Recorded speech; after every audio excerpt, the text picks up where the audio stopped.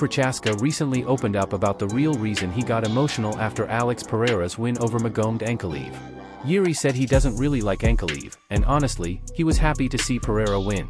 He also mentioned that Pereira's coach is a close friend of his, and that made the moment even more special. But Jiri wasn't just emotional, he was inspired. He said he definitely wants a trilogy fight with Alex Pereira and that he's already preparing himself mentally for that challenge. It's not because I was so happy that Alex won or Ankalaev lose that fight.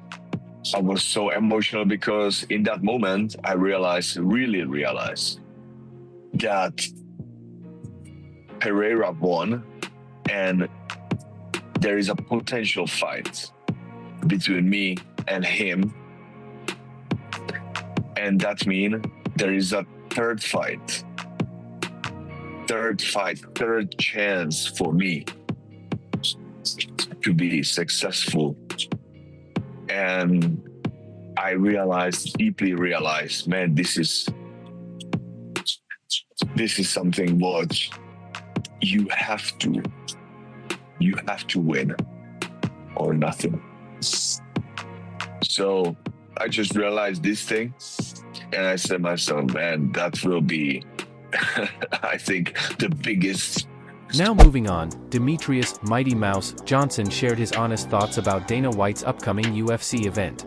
He said he doesn't believe Conor McGregor or Jon Jones deserve to headline right now. According to Mighty Mouse, those big opportunities should go to fighters who are active and consistently competing. But he also made it clear, he doesn't hate Conor or Jon.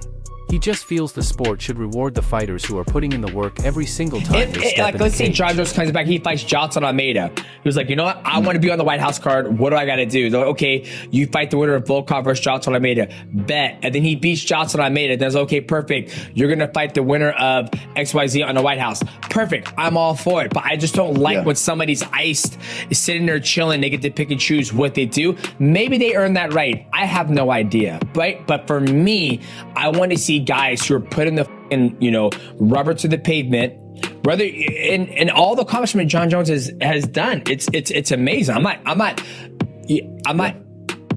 denying that. I'm just saying that if we got guys who are on the roster and fighting their asses off, they should have the first dibs to get on the White House. Even for Conor, we don't need his ass on the White House, right?